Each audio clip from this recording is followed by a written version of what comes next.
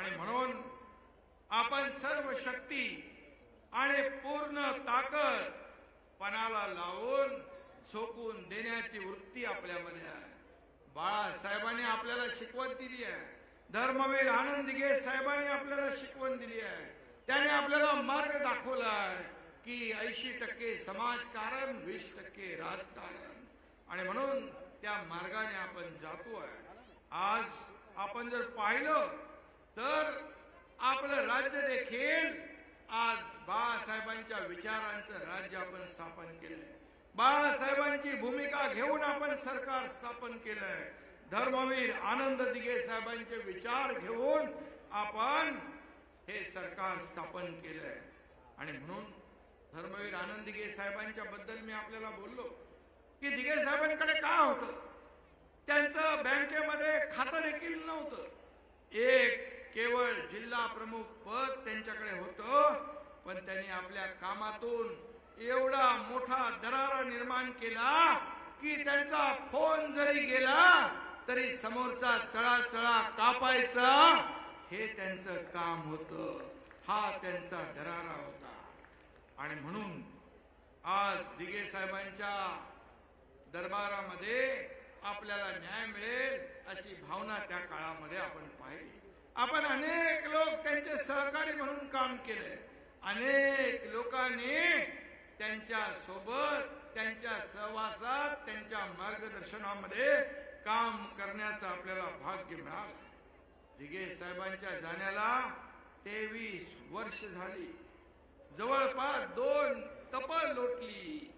परंतु आजही आनंद दिघे साहेबांच्या आठवणीशिवाय एकही दिवस जात नाही आपला. एवढा जिव्हाळा, एवढं प्रेम, एवढं आपुलकी आणि एवढं सगळं त्यांनी करून ठेवलंय. आणि म्हणून त्यांची आठवण जरी काढली तरी अनेकांच्या डोळ्यामध्ये चटकन अश्रू येतात. अशा प्रकारचं त्यांनी या जिल्ह्यासाठी, या महाराष्ट्रासाठी स्वतः मला काय मिळालं यापेक्षा मी माझ्या शिवसेनेला काय दिलं हे मानणारे दिघे साहेब होते. मला काय मिळालं यापेक्षा माझ्याकडे प्रत्येक जण अडला नडला गरजू येतोय त्याला काय मिळालं, त्याला कसं समाधान मिळेल हे बघण्याचं काम आनंद दिघे साहेबांनी केलं.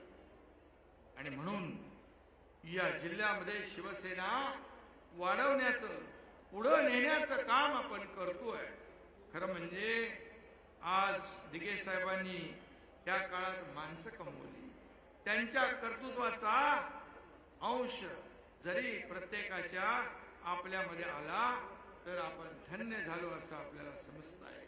एवढं कर्तृत्व गाजवून ते गेले. बाळासाहेबांचा शब्द आला, फरमान आलं, आदेश आला, शिवसेनेचा आदेश आला की त्याचं तंतोतंत पालन करायचं एवढंच दिघे साहेबांना माहीत होतं. आणि म्हणून मला दिघे साहेबांबद्दल आणखी आपल्याला काही सांगण्याची आवश्यकता वाटत नाही. आणि म्हणून सत्ता येते, सत्ता जाते, पुन्हा येते, पण आपण लोकांसाठी जे काम करू ते त्यांच्या कायम स्मरणामध्ये राहील अशा प्रकारचं काम आपल्याला करायचं आहे. जेव्हा आपण सत्तेत असतो त्यावेळेस सत्तेचा वापर सर्वसामान्य माणसाला झाला पाहिजे.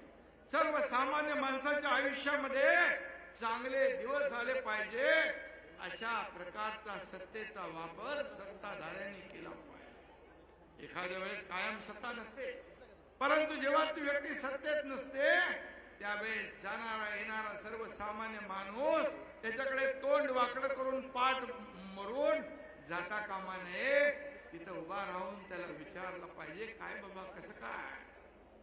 आणि जर आपण चुकीचं काम केलं तर तो विचार करतो सत्ता होती तेव्हा खूप डोक्यात हवा होती, मस्ती होती, आणि अशा प्रकारची जी वागणूक आहे या अशा प्रकारची वागणूक समोरच्याकडून आपल्याला अपेक्षित असेल तर आपल्याला जे जे काही सत्ताधारी असतील, जी काय आपल्याकडे पदं असतील, मग कोणी मी मुख्यमंत्री म्हणून असो, मंत्री म्हणून असो, खासदार म्हणून असो, आमदार म्हणून असो, महापौर असो, जिल्हाध्यक्ष असो, जिल्हा परिषद अध्यक्ष असो, नगराध्यक्ष असो, अगदी साधा आपला कार्यकर्ता शाखा प्रमुख जरी असो,